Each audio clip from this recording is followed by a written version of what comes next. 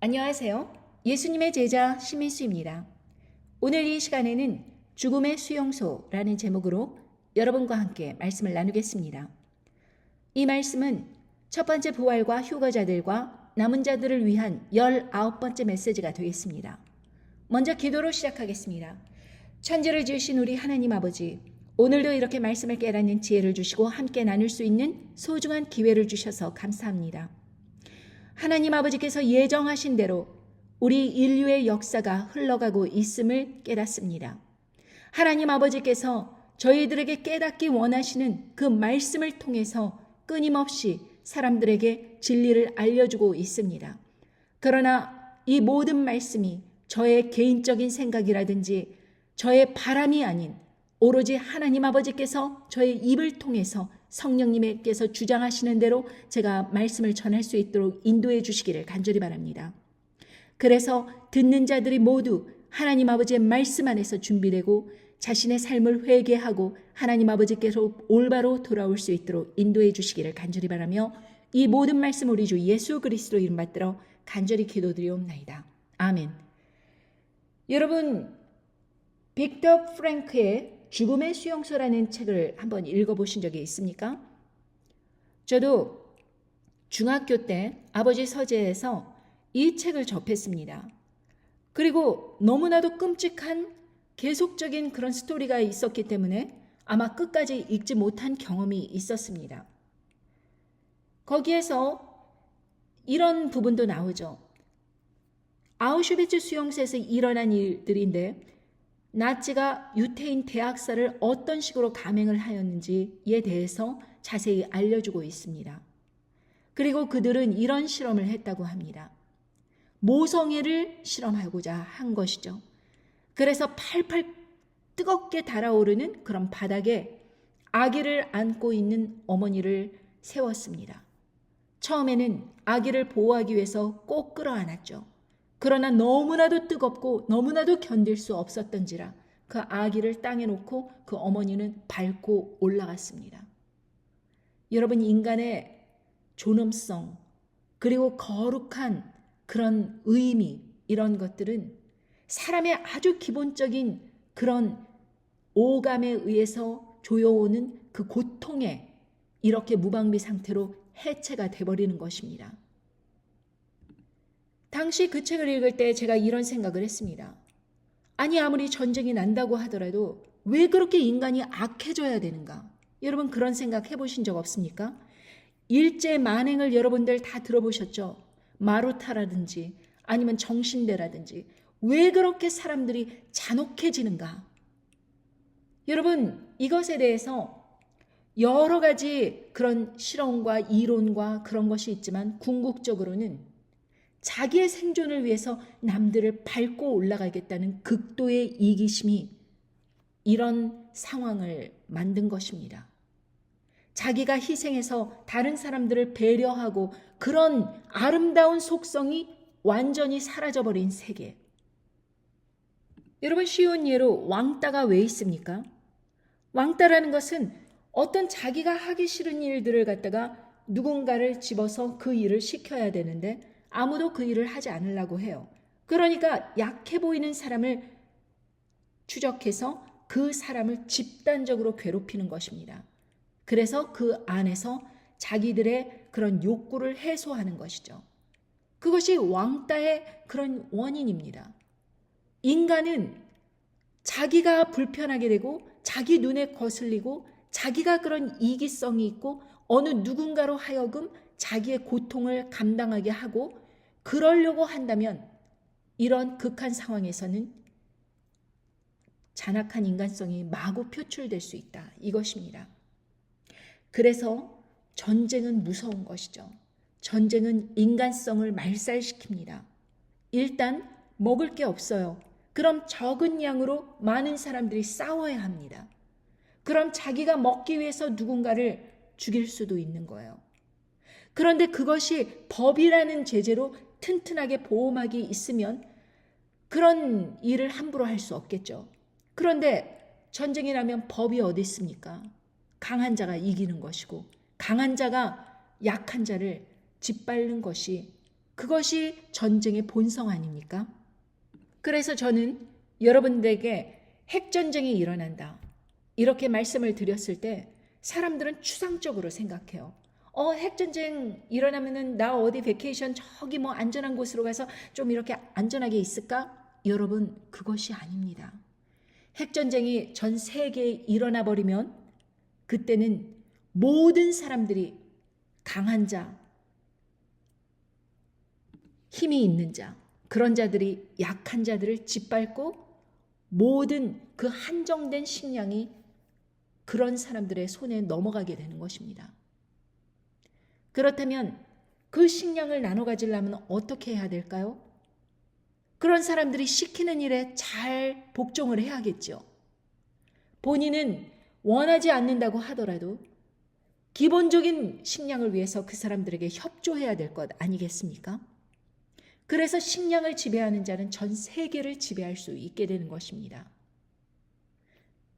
예전 영상에서 저는 그 비옥시어 주사가 2021년도에 그 팬데믹을 종식시키고자 나왔을 때 그것이 바로 사람들을 반강제적으로, 강제는 아닙니다. 그러나 어떠한 사회적 분위기에 의해서 1% 치사율도 안 되는 그것 때문에 사람들에게 1차, 2차, 3차, 4차 해가지고 mRNA, 그것이 몸 안에 들어가서 그 면역 시스템을 바꾸는 그러한 시도를 했다 자체가, 여러분, 이것은 너무나도 심각한 하나님 아버지께서 고유하게 주신 우리의 몸에 그리고 우리의 성전에 이런 물질을 받아들여서는 안 되었었는데 사람들은 그냥 기법해버렸습니다. 자신의 권리와 자유와 그리고 목소리를 잊어버렸습니다.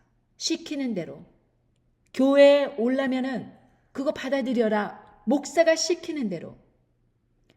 하나님 아버지께서 자기의 그 몸을 자기가 스스로 지킬 수 있다, 자기에게 그 권한이 있다라는 것을 생각하지 못하고 다른 사람들이 시키는 대로 자기의 그 자유를 버렸습니다. 마치 예선을 치는 것처럼 별것도 아닌 일이었지만 그것에 극히 먼 세계적인 60억의 인구가 다들 난리가 나서 받아들였습니다. 그러나 핵전쟁이 일어나면 성격이 틀리죠. 죽고 살기의 문제입니다. 식량 배급을 못 받는 거예요. 그리고 기아로 굶어 죽게 되는 것입니다. 농작물은 더 이상 자라지 않아요. 온 세계가 깜깜하고 기쁨의 소리가 완전히 소멸된 그러한 암흑 같은 세상에서, 그래서 생존을 위해서라면 사람들이 협조하지 않겠습니까?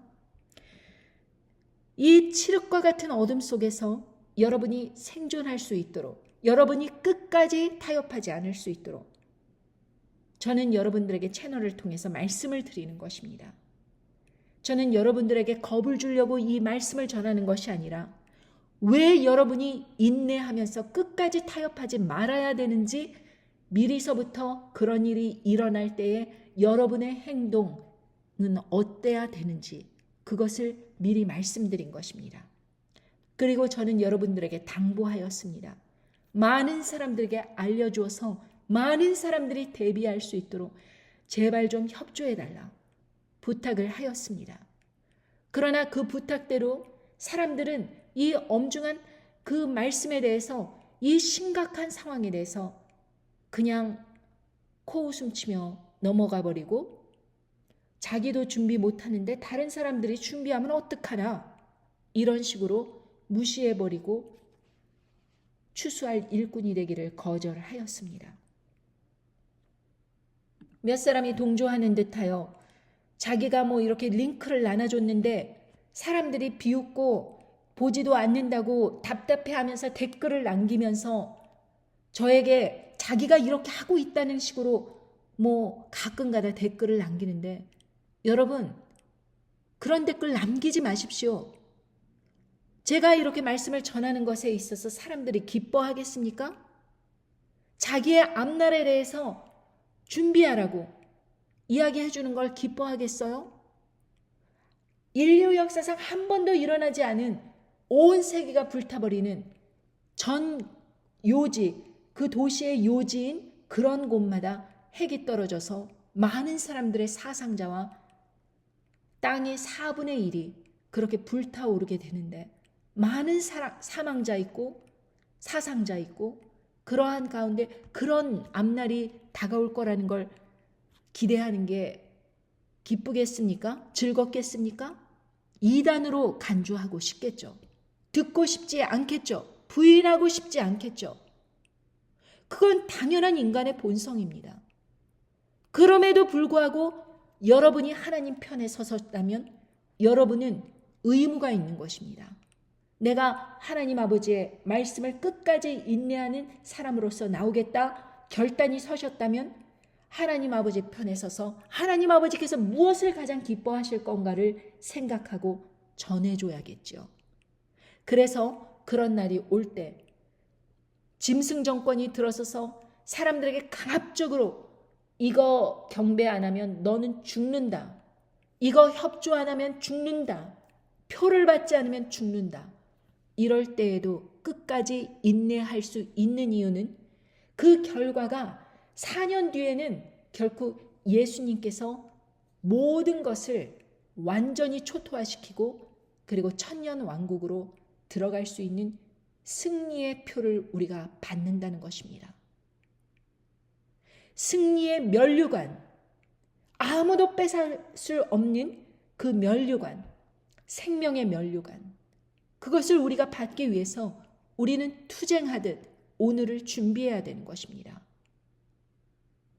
여러분, 그 준비가 쉬울까요? 여러분, 그 일이 일어날 때 나는 마음으로 준비됐습니다. 이렇게 할 사람이 어느 누가 있을까요? 아우슈비츠 수용소에서 끌려가던 유태인들이 자기가 그 수용소에 도착을 했을 때 자기가 그 수용소의 그 두려운 상황을 알고 있지만 맞닥뜨렸을 때 결국에는 다들 포기 상태가 돼버리는 것입니다. 그런데 여러분, 이거 아십니까? 그 안에서도 끝까지 생존할 수 있는 사람들의 부류는 자기 인생에서 미닝을 찾은 사람입니다. 이 죽음의 수용소의 그 제목은 Man's Search for Meaning. 말하자면 결국 의미를 찾는 사람들이 승리하는 것이죠. 이 사람들만이 끝까지 인내하고 자유를 얻은 것입니다. 우리는 끝까지 인내하고 자유를 얻을 뿐만 아니라 결국에는 승리의 면류관을 우리가 갖게 된다는 것입니다. 고작 4년이지만 이 4년을 버티지 못하여서 많은 사람들이 타협하게 될 것이고 많은 사람들이 희망을 잃고 죽음에 이르게 될 것입니다. 여러분, 희망이 없다는 것은 어떤 상태이냐? 깜깜한 암흑 속에서 정말 한 줄기 빛을 찾으면 그 빛을 바라보고 끝까지 갈 수 있습니다. 그런데 암흑이 전체를 뒤덮였어요. 희망을 볼 수 없어요. 돌파구를 볼 수 없어요. 그러면은 그 괴로움 속에 스스로 모든 인간의 면역세포가 무너져 버리고 그리고 서서히 죽어가기 시작합니다. 그토록 희망이라는 것은 중요한 것입니다. 저는 결국 여러분들에게 희망을 알려주기 위해서 말씀을 전하는 것입니다. 여러분, 데살로니가 후서에 보면 2장 이렇게 말씀하십니다. 2절에 혹 영으로나 혹 말로나 혹 우리에게 받았다 하는 편지로 주의 날이 이르렀다고 쉬 동심하거나 두려워하거나 하지 아니할 그것이라. 누가 아무렇게 하여도 너희가 미혹하지 말라. 먼저 배도하는 일이 있고 저 불법의 사람 곧 멸망의 아들이 나타나기 전에는 이르지 아니하리니 저는 대적하는 자라. 범사에 일컫는 하나님이나 숭배함을 받는 자 위에 뛰어나 자존하여 하나님 성전에 앉아 자기를 보여 하나님이라 하느니라. 아직 이 멸망의 아들 적 그리스도 첫 번째 짐승이 모습을 드러내지 않았습니다. 그렇기 때문에 우리가 이 배도하는 일이 WCC다 이렇게 이야기를 하면서 비옵시오 주사가 짐승의 표다 이렇게 말하는 사람이 있었지만 그렇지 않습니다. 정작 배도는 어떤 배도이냐? 후 3년 반으로 들어가면서 짐승 정권이 서면서 핵전쟁으로 인해서 모두 무너져버린 그 전 세계의 단일 독재 정권이 쓰는 것입니다. 짐승 정권이. 그러면서 어떤 일이 일어났냐? 요한계시록 13장 15절 저가 권세를 받아 그 짐승의 우상에게 생기를 주어 그 짐승의 우상으로 말하게 하고 또 짐승의 우상에게 경배하지 아니하는 자는 몇이든지 다 죽이게 하더라. 저가 모든 자 곧 작은 자나 큰 자나 부자나 빈궁한 자나 자유한 자나 종들로 그 오른손에나 이마에 표를 받게 하고 누구든지 이 표를 가진 자 외에는 매매를 못하게 하니 이 표는 곧 짐승의 이름이나 그 이름의 수라. 자, 여기에서 보면 권세를 받았어요. 두 번째 짐승이. 그래서 첫 번째 짐승의 우상, 이미지에게 생기를 주어가지고 그 이미지에게 말하게 하고 그 짐승의 이미지에게 경배하지 않은 자는 몇이든지 다 죽이더라. 전 세계 인구에게 배도를 시키는 것입니다. 짐승 우상 경배를 시키는 거예요. 그 이미지에게 절하게 시키는 것입니다. 그것이 배도하는 것입니다. 이 일이 있어야지 불법의 사람, 멸망의 아들이 누구인지 나타나게 되는 것입니다. 여기에서 보면 이 표는 곧 짐승의 이름이나 그 이름의 수라, 짐승의 이름. 그래서 저는 그 첫 번째 짐승으로 생각되는 바티칸에 있는 최고 우두머리의 그 본명, 이름, 그것을 영어 게마트리아로 넣었습니다. 그랬더니 그 숫자 666, 합계가 666이 나왔습니다. 지혜가 여기 있으니 총명 있는 자는 즉 짐승의 수를 세어보라. 그 수는 사람의 수니 666이니라. 그 사람의 이름의 수를 게마트리아 수에 넣었더니 666이 나온 것입니다. 그래서 저는 그 첫 번째 짐승이 하나님 아버지의 그 숭배함을 받는 자 위에 뛰어나 자존하여 하나님 성전에 앉아 자기를 보여 하나님이라 하느니라. 이 일을 그자가 이루게 될 것이다. 이렇게 여러분들에게 말씀드린 적이 있습니다. 자, 그렇다면 그 다음 절에 내가 너희와 함께 있을 때 이 일을 너희에게 말한 것을 기억하지 못하느냐? 저로 하여금 저의 때에 나타나게 하려 하여 막는 것을 지금도 너희가 안 하니 불법의 비밀이 이미 활동하였으나 지금 막는 자가 있어 그 중에서 옮길 때까지 하리라. 누가 막고 있는 거예요? 어떤 목회자가 이 막고 있는 사람이 성령님이다 이러고 이야기를 하고 있었는데 성령님은 누가 옮긴다고 옮길 수 있는 그런 분이 아닙니다. 성령님은 하나님의 영이에요. 하나님은 누가 옮기고 그럴 수 있는 사람이 없습니다. 이 옮길 때까지 하리라. 그 막는 자는 누구인가? 바로 바벨론 음녀 세력입니다. 바벨론 음녀는 결국 짐승 세력보다 커서 짐승을 다루고 있었어요. 요한계시록 17장 3절에 보면 곧 성령으로 나를 데리고 광야로 가니라. 내가 보니 여자가 붉은빛 짐승을 탔는데 그 짐승의 몸에 참남된 이름들이 가득하고 7머리와 10뿔이 있으며 이렇게 말씀하셨습니다. 그러니까 음녀 바벨론 세력이 짐승을 타고 올라서 조종을 하는 그런 세력인데 이 사람이 짐승이 나타난 것을 막고 있었는데 이제 때가 되매 그 막는 것을 옮기게 되는 것입니다. 그 옮기게 되는 그 과정이 어떠하냐. 17장 16절 요한계시록에 보면 네가 본 바 이 10뿔과 짐승이 음녀를 미워하여 망하게 하고 벌거벗게 하고 그 살을 먹고 불로 아주 사르리라. 이렇게 말씀하셨습니다. 이제 순서가 뒤바뀐 거예요.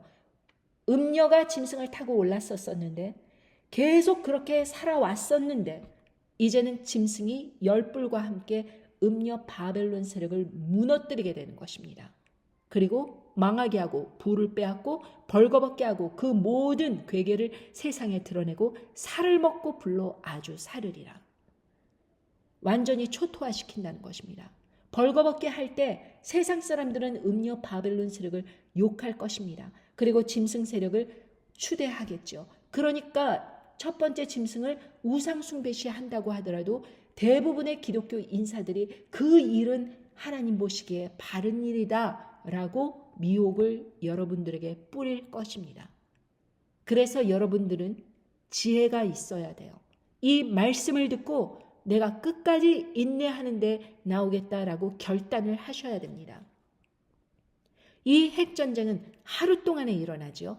일시간에 일어납니다. 요한계시록 18장 8절에 보면 그러므로 하루 동안에 그 재앙들이 이르리니 곧 사망과 애통과 흉년이라. 그가 또한 불에 살라지리니 그를 심판하신 주 하나님은 강하신 자이심이니라. 그 비옵시오 주사로 인해서 복술로 인하여서 만국을 미혹한 것에 대해서 이것이 몸에 안전한 것이다 라고 거짓으로 말하면서 성도들과 그리고 선지자들을 죽음에 이르게까지 한 그 사건에 대해서 하나님께서 보복의 칼을 드시는 것입니다. 누구를 통하여서? 짐승 정권을 통하여서. 18장 23절 중간서부터 보면 너의 상고들은 땅의 왕족들이라. 네 복수를 인하여 만국이 미혹되었도다. 선지자들과 성도들과 및 땅 위에서 죽음을 당한 모든 자의 피가 이 성중에서 보였느니라. 그러니까 이것 때문에 선지자들과 성도들이 죽었다. 그래서 이 피의 보복을 음녀 바벨론에게 하시는 것이고 누구를 들어서? 열불과 짐승 세력을 통하여서. 이것은 일시간에 일어납니다. 하루 동안도 아니고 일시간에 일어납니다. 18장 17절에 보면 그러한 무가 일시간에 망하였도다. 각 선장과 각처를 다니는 성객들과 선인들과 바다에서 일하는 자들이 멀리 서서 그 불붙는 연기를 보고 외쳐가로되 이 큰 성과 같은 성이 어디 있느뇨 하며 티끌을 자기 머리에 뿌리고 울고 애통하여 외쳐가로되 화이또다 화이또다 이 큰 성이여 바다에서 배부리는 모든 자들이 너의 보배로운 상품을 인하여 치부하였더니 일시간에 망하였도다. 여기서 일시간은 in 1 hour, 1시간 만에 망하였도다. 이것이 추상적으로 나온 말이 아니라고 여러분 빅텍 컴퍼니, 재벌들, 이 제약회사, 모든 그 세상의 일루미나리, 프리메이슨, 딥스테이트 이런 세력들과 함께 세상의 모든 돈들과 그리고 정권과 모든 문화, 사회 이런 데를 총망라하여서 다스리는 세력이 한꺼번에 무너진다. 이것입니다. 짐승 세력에 의해서. 그리고 나서 후 3년 반으로 들어갑니다. 짐승 정권 들어서고 이제는 그 두 번째 짐승 미국의 가장 강력한 사람으로 떠오르게 될 그 대통령 그 사람이 이제 이 첫 번째 짐승에게 우상에게 이미지에게 경배하라고 하는 일을 어느 누구나 할 것 없이 다 시킵니다. 그리고 먹고 살고 매매를 하기 위해서는 다 받아야 된다. 이런 법을 세우는 것이죠. 계속해서 데살로니가 후서 2장 8절 그 다음 절을 보겠습니다.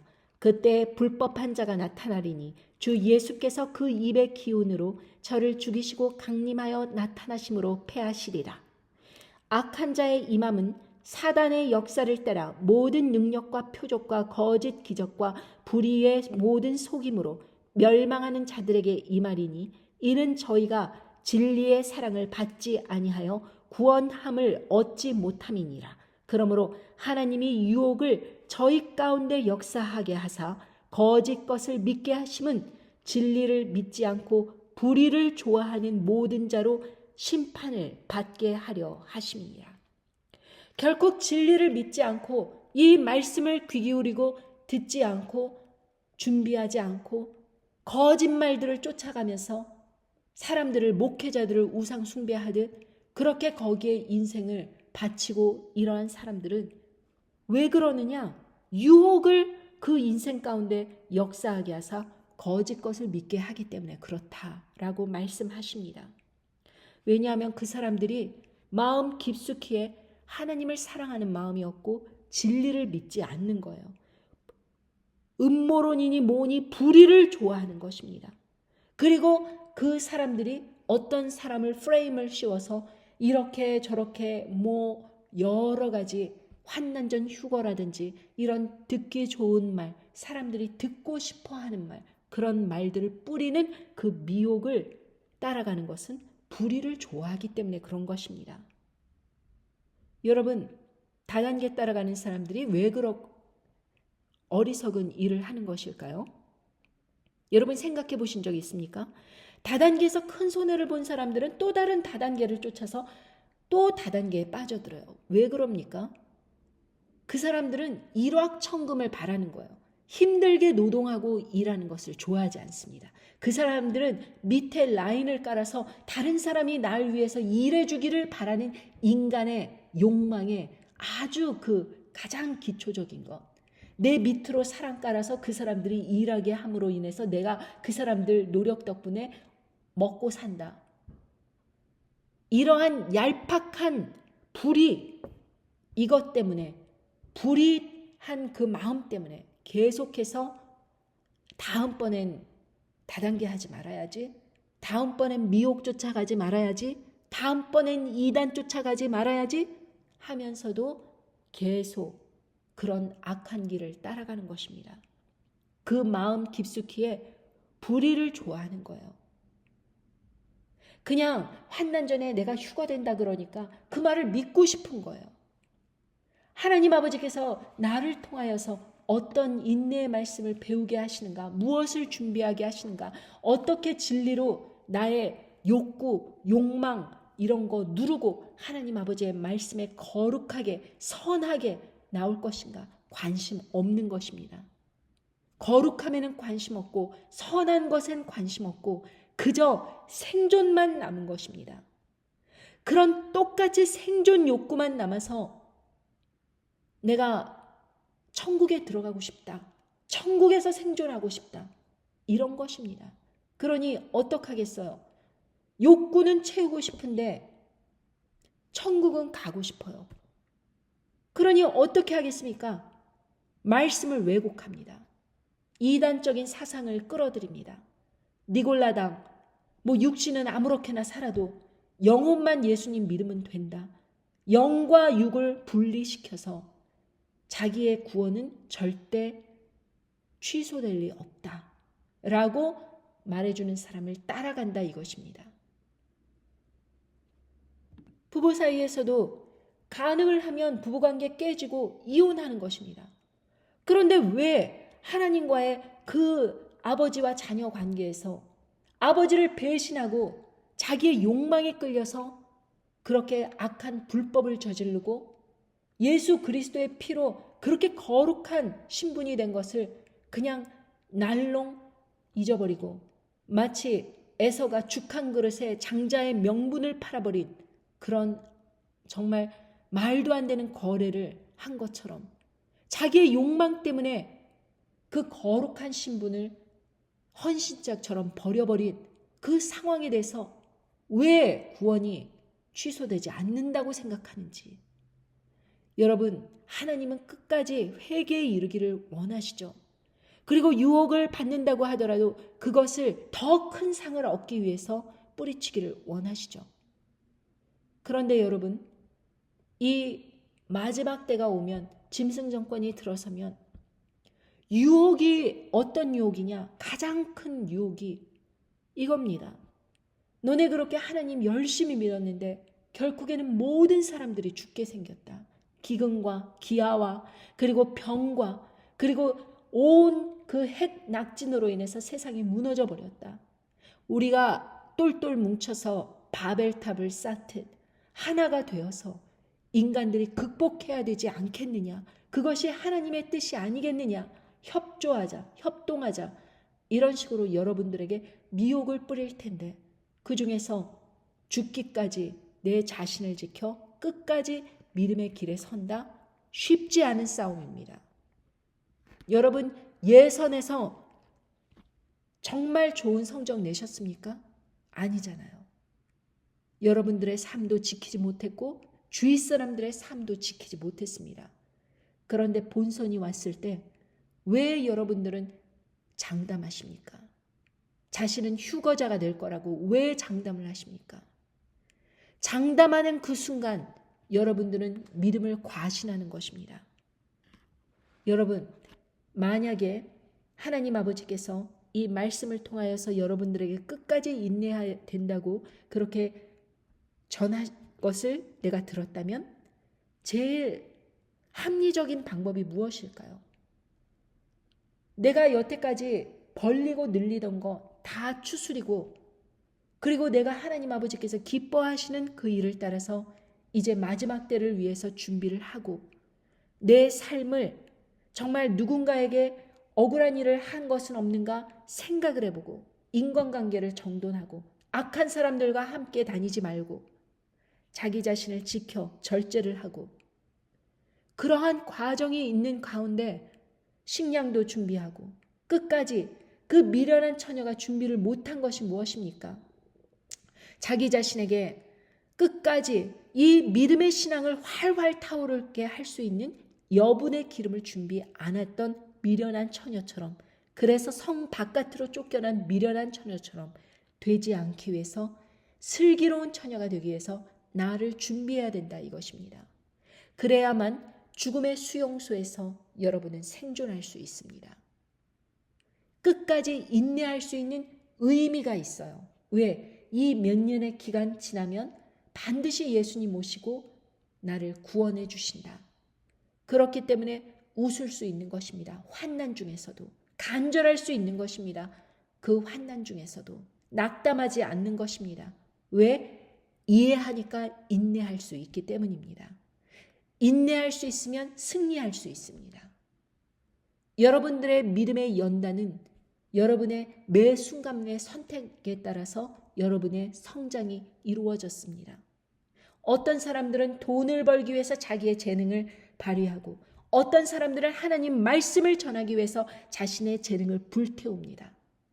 여러분들은 여러분에게 있는 그 재능, 시간, 돈, 모든 것들을 활용해서 어떻게 이 말씀을 세상에 많이 듣게 할 것인가? 추수할 일꾼으로 나올 것인가? 하나님 아버지의 그 마음을 본받아 하나님 아버지께서 가장 소중히 생각하시는 하나님 아버지의 자녀를 부르는 일에 여러분들은 적극 나서야 되지 않을까요? 왜냐하면 그 자녀리라 할지라도 택하신 자들이라 할지라도 미혹하는 세상이 이제 곧 도래하기 때문입니다. 그리고 여러분들이 할 수 있다면 여러분들의 삶에서도 관대하게 베푸십시오. 너무 절약하려고 그러고 너무 자신을 가혹하게 뭐 성공해야 된다, 뭐 해야 된다 이런 식으로 괴롭히지 말고 자기 자신에게 여유 있는 한 잔의 그런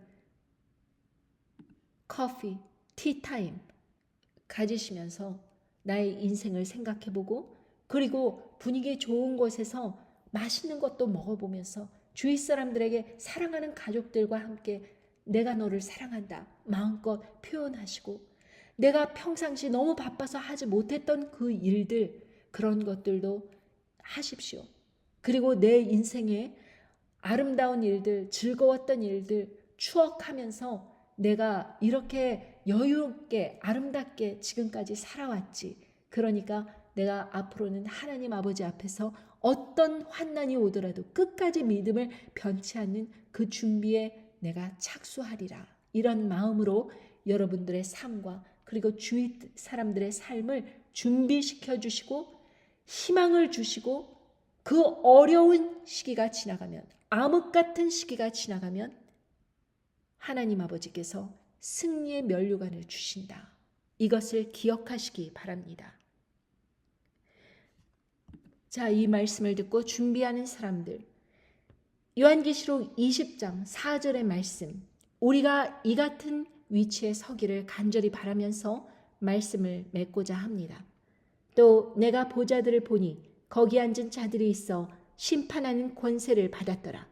내가 보니 예수의 증거와 하나님의 말씀을 인하여 목배임을 받은 자들의 영혼들과 또 짐승과 그의 우상에게 경배하지도 아니하고 이마와 손에 그의 표를 받지도 아니한 자들이 살아서 그리스도로 더불어 1000년 동안 왕노릇하니 그 나머지 죽은 자들은 그 1000년이 차기까지 살지 못하더라. 이는 첫째 부활이라. 이 첫째 부활에 참여하는 자들은 복이 있고 거룩하도다. 둘째 사망이 그들을 다스리는 권세가 없고 도리어 그들이 하나님과 그리스도의 제사장이 되어 1000년 동안 그리스도로 더불어 왕노릇하리라. 여러분, 우리의 인내는 무작정 의미가 없는 인내가 아닙니다. 우리에게는 분명한 상급이 성경 말씀에 예언되어 있습니다. 이 첫 번째 부활에 참여하는 자들, 휴거자들, 끝까지 남는 자들, 타협하지 않는 자들, 짐승의 표 받지 않는 자들, 짐승 우상 경배 아니하는 자들, 이 사람들은 순교자들과 같은 대우를 받는 거예요. 그러니 얼마나 복된 존재들입니까? 이 사람들이 천년왕국에서 예수님과 더불어 왕노릇을 하는 그런 사람들입니다. 정말 극소수겠죠. 하나님의 선택을 받은 사람들입니다. 저와 여러분 중에 이 사람들이 나오기를 간절히 바랍니다. 그리고 이러한 믿음으로 나갈 수 있도록 오늘을 연단하시기 바랍니다. 여러분, 우리의 싸움은 아직 본격적으로 시작은 되지 않았지만 싸우기 위해서 여러분 군인들이 전쟁에 나가기 위해서 총을 점검하고 칼도 점검하고 옷도 점검하고 식량도 점검하고 많은 걸 점검하지 않습니까? 그와 같이 우리의 삶에서도 이 일들을 위해서 점검하고 준비하고 말씀으로 무장될 수 있는 그러한 사람들이 되기를 간절히 바랍니다. 안녕히 계십시오. 감사합니다.